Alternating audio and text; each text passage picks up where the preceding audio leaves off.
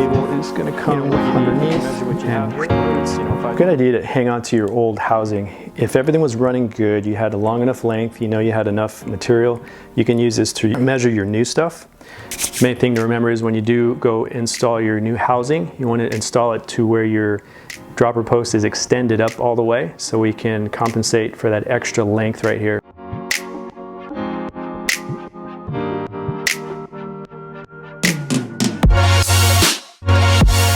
If it was too short, you'd probably notice it up at the handlebars. When you go to turn, it would pull the cable too tight, or it would just pull the housing away from all the slacked area and just wind up around the headset area. So that was too short. You can always add, you know, another 4 or 6 inches. And inspecting this, I can see some metal threading right through here, kind of like when your tire on your car runs too low and your tread's gone, and then you start to see the steel belted area. So, and I'm sure inside here got some dirt, so you are getting dirt inside your housing, which is going to slow down actuation for your cable, and that could affect how quickly or how much your seat post wants to react coming up or down. So I'm going to remeasure this guy, and we are going to be using, so if you work on your bike quite a bit, you can probably pick up one of these boxes here online somewhere, eBay or something like that. This is a box, it says 50 meters, so it's about yay big. I'm going to go ahead and pull this guy out. Going to match up the length, and when in doubt, if you think it's too short, go ahead and add whatever, another 6 or 12 inches. And if you don't have something like this roll, you can always just go to the bike shop. You can ask the guys just to pull off, you know, what you need. You can measure what you have here, whether it's, you know, 5, 6, 7 feet, get a little extra for down the road, and then pick up some end ferrule caps, and that'll probably do the job. So in the end right here, I'm going to use my cable housing cutters. Once you cut your derailleur housing, we're going to make sure that the opening is still open, because there's that plastic sleeve inside that gets a little crushed. It may not look like much because it's plastic. You figure, oh, when I run my cable housing through there, it'll just blast right through it, but not always the case. So using a dental pick, just poking it in there, opening up that hole, and we'll open up both ends here. That way you have a nice clear shot. And at this time, if you feel your system was running pretty rough to begin with, you know, when you actuated that lever, you can go ahead and put maybe a few drops of oil. Actually, it'd be pretty tough to get through the whole line here, so you can probably use a really light grease on your cable. And what I would recommend is some Slick Honey. I definitely like the Slick Honey. It's a lighter grease, much lighter than the Park Tool Polylube. This stuff is generally used for building suspensions or installing, working on suspension. Anything that's going to be doing a lot of sliding, it's going to adhere better and allow it to move nice and freely. Being nice and thin, it's almost like a Vaseline. So we're not going to be sticking or, you know, worry about too much of picking up a lot of excess dirt. So we're going to grab a new derailleur cable. These are stainless steel. I recommend at the very minimum, do not get steel. Steel will get rusted and get all this just junky corrosion on it. So going with the stainless steel, it's gonna last a lot longer, less chance of rusting. So with this, I'm gonna go ahead and grab a dab here and just pinch the cable here, run it with my 2 fingers, my thumb and my index, and just slide it through my fingers along with the grease. And main thing to remember about this is we don't want this cable to hit the ground if you got a real dusty, gritty ground. In my case, I got a lot of dog hair floating around, so if you drop your cable, that grease is going to pick up all your grease. Just make sure you wipe it off again. We're going to set this aside somewhere where it's not going to get filthy. So definitely want to use some new ferrule caps for your new derailleur housing. They generally come black and plastic, or also called nylon. So we're going to push that on, and once it's on, I like to smack them on the table. You might hear a sound difference once it gets on all the way. So what that's doing is we're ensuring that this is all nice and tight. Now if we left this somewhat loose, it probably has another, you know, 1/4 inch or something like that for it to push on. So if we left it on where it's somewhat loose and then connected it to our bike, hooked up the cable, as we're actuating the lever, probably on your ride, it's going to smash this cap all the way down nice and firm, make it tight. Now what happened is we have tons of slack in the system, and when you go to hit that lever, it's not going to actuate the lever of your seat post, and it's not going to allow you to open or, you know, drop your saddle or raise it up. So we're trying to get everything nice and tight in the beginning, get all that play and slack out in the beginning so it doesn't happen to you on your ride. All right, so now we're ready to install our cable. So I'm gonna go ahead and install this housing. That ferrule cap's going into this curved noodle right here.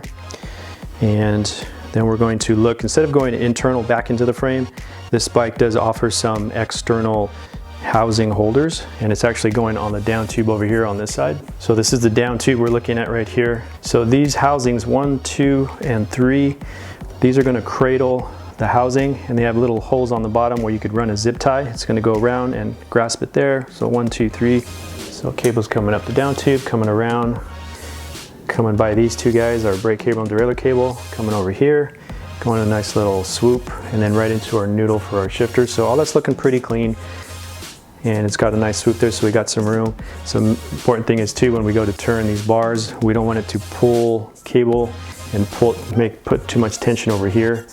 So give it a turn. And usually when I turn, I'm lining up the end of the handlebar with the top tube here, and that should be pulled enough. So here's my cable right there. It's actually still looking pretty decent, making sure that cable stays in that noodle. So lengthwise, I think I'm still in good shape. So that's one area where we have to make sure we have enough length. So the other area we have to make sure we have length is down here. So we're seeing this nice little swoop here coming under. So we got some play right there. That's good, because when the rear of the bike, that rear triangle comes up, it may want to pull down on this cable. So we want to make sure that we have enough space for that. So if we have some loopiness right here, that's okay, because that's going to be needed when that rear triangle comes up. We hit a bump and that back tire wants to go up and then back down. Right now the rear of the bike is extended all the way down, so we don't have to worry about that. So it doesn't hurt to have a few extra inches, just not so much where it's sticking out and you might get snagged on something. So this is the down tube we're looking at right here.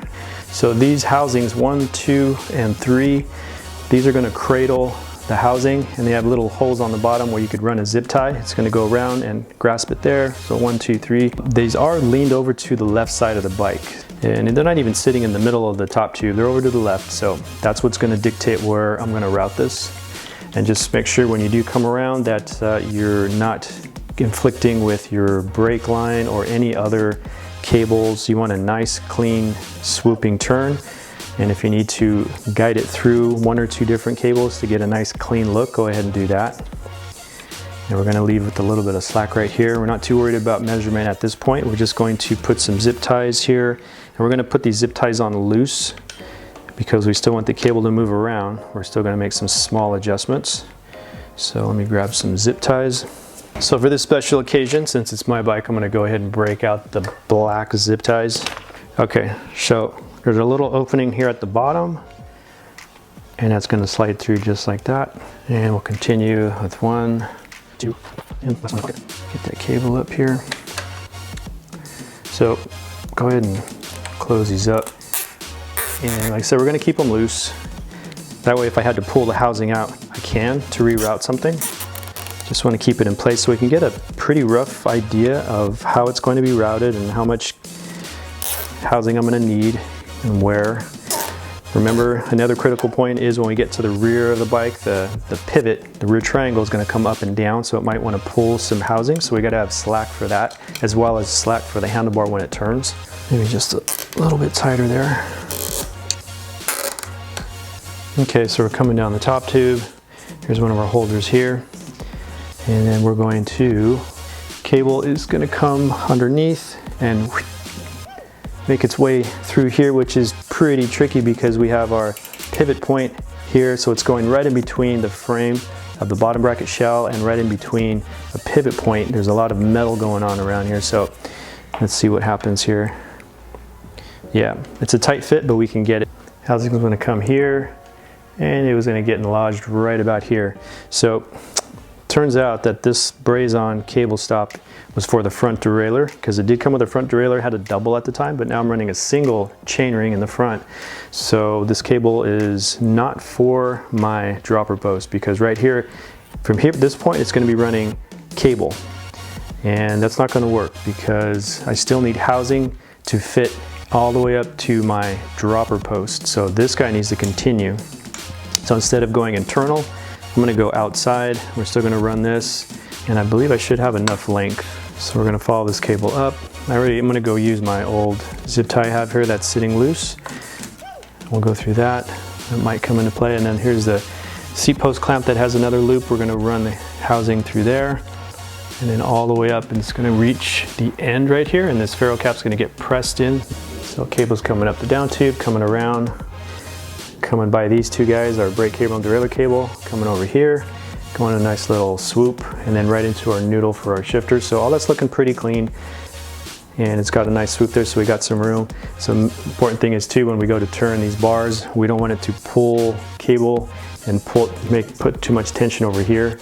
So give it a turn, and usually when I turn, I'm lining up the end of the handlebar with the top tube here, and that should be pulled enough. So here's my cable right there. It's actually still looking pretty decent, making sure that cable stays in that noodle. So lengthwise, I think I'm still in good shape. So that's one area where we have to make sure we have enough length. So the other area we have to make sure we have length is down here. So we're seeing this nice little swoop here coming under. So we got some play right there. That's good, because when the rear of the bike, that rear triangle comes up, it may want to pull down on this cable. So we want to make sure that we have enough space for that. So overall things are looking pretty good. So this is our dropper post housing. This one over here is our front brake coming over here. This one actually looks pretty good. And then we got these two that are coming around. We got rear derailleur, and then we have rear brake, hydraulic brake line. All that looks good. And then if we see some minor stuff, like right now it's rubbing this top cap of my shock right there, but sometimes it just needs to be fitted. So I'm gonna go back over here. We're gonna make sure the housings are seated inside these braze-ons. I'm gonna go ahead and tighten up these zip ties. And they don't need to be crazy tight, but definitely snug, like a nice gentle bear hug. We don't need to squeeze it so tight that we're crushing the cable on the inside and it won't have a chance to slide like it needs to. So like that. And then we have these ends right here. We'll cut these later just in case we got to come back and make us another small adjustment. That'll be the icing on the cake. When we're all finished, we'll cut those guys off. And everything's still lined up here. Good. Now we're ready for our cable. I'm just going to run through here. And you're going to see it's coming out this end here. But